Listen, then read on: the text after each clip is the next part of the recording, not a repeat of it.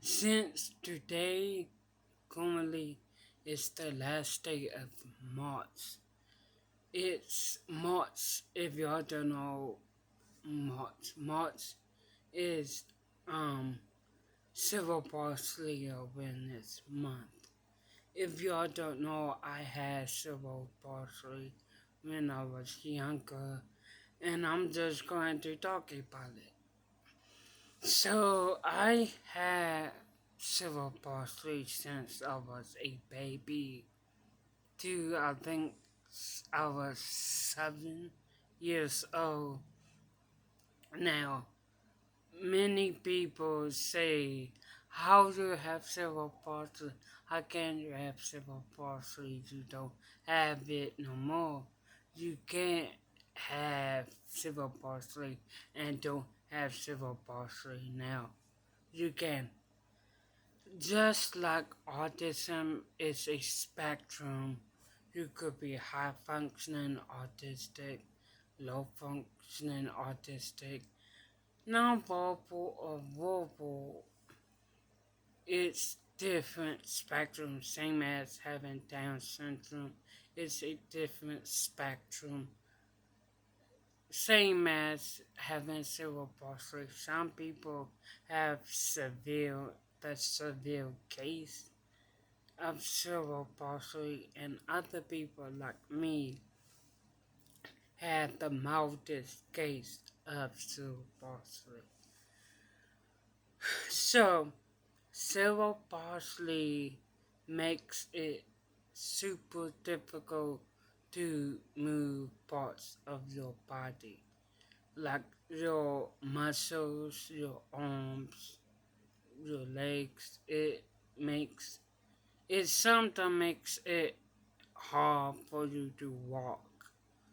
So that's why you see some people with cerebral palsy walk with a walker, or they have to have someone carry them, or they have to have someone holding onto them to keep them up, to keep them from not falling over.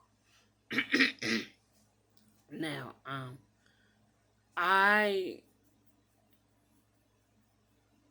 so when I remember I was 2 years old, and in some places, some states, you can start school at 2 years old. So I started school at 2 years old, and at the time when I started school, I was getting physical therapy, physical and OT. OT stands for occupational therapy.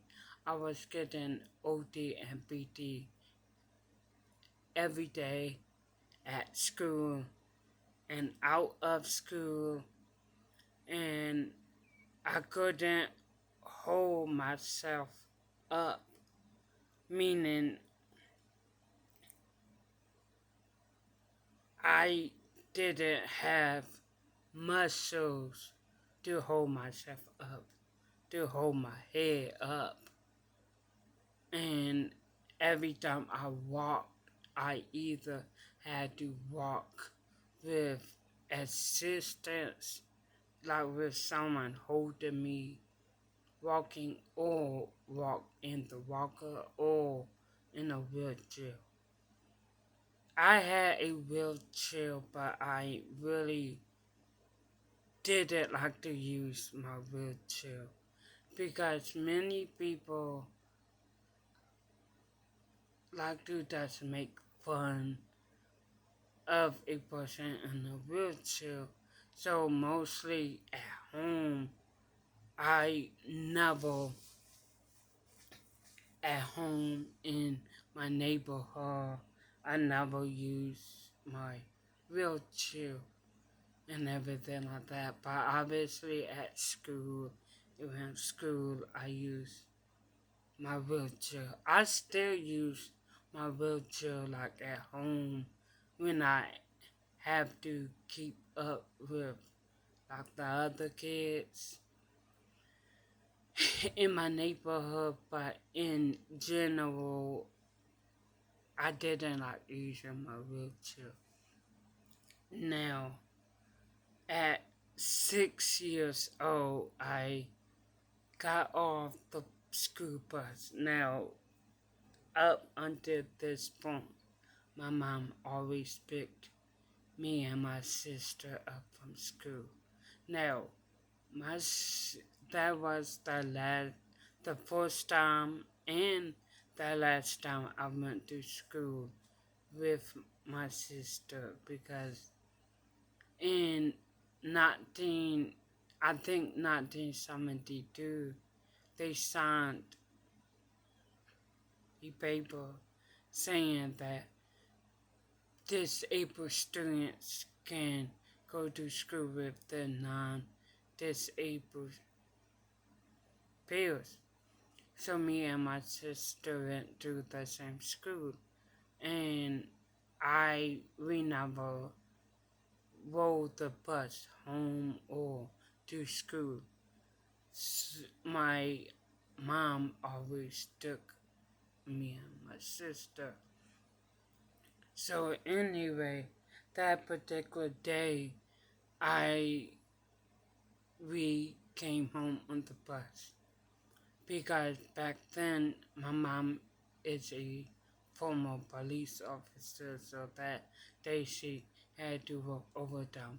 So she was going to be home to get us off the bus, but she couldn't pick us up. So when we got home, I was grumpy. I just woke up, so I was grumpy. And then I wanted to walk by myself. But even though I knew I couldn't walk by myself, I wanted to walk by myself. When I say by myself, I mean with no one holding me up, no one holding my hand, my arms, no one. So my bus aide helped me down the steps, and then I didn't hit her. No, I just woke up. I'm grumpy, crabby, whatever. So she let go of me, and I took my first steps. I had obviously AFOs on, and I took my first steps by myself with no one holding me up. AFOs, if y'all don't know, is braces for your ankles. It's you see a lot of people with cerebral palsy wearing braces around their ankles. It's to help them walk. And when I had mine, it was to help me walk and everything like that. So I walked for the first time few steps, and obviously my mom was outside, and she was emotional. Everybody that was outside that day was emotional because I was working my butt off for years to walk and everything like that. So after that day, I continued doing my therapy, PT, OT therapy, and now I'm walking, running, and I still have problems. Like I don't show y'all my struggles. I don't show y'all my struggles. I don't show y'all through the day because I don't want to show y'all everything in my life and everything like that. So let me just say, just because you just because you see me doing good don't mean I'm doing good. Like what I mean by that is many people say that I'm lying about having cerebral palsy. I'm lying about having cerebral palsy. I don't lie about having a disorder. I don't at all. And many other people say, well, if you had cerebral palsy, you and you don't have cerebral palsy now, you're a liar. No, just because I can walk and can talk, that don't mean I'm struggling. That don't mean I'm not struggling in other parts, in other aspects of my life with the results of having cerebral palsy. And most people obviously don't understand what I mean by that.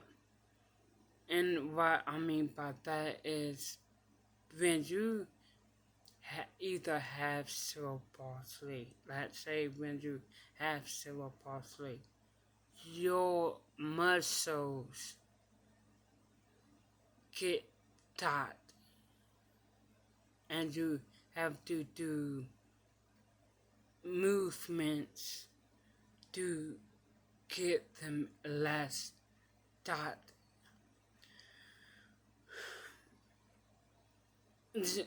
Like it's hard to explain to people that don't understand what I'm saying, don't understand what I'm talking about. But if you have cerebral palsy or you know someone that have cerebral palsy, you know that people with people with cerebral palsy muscles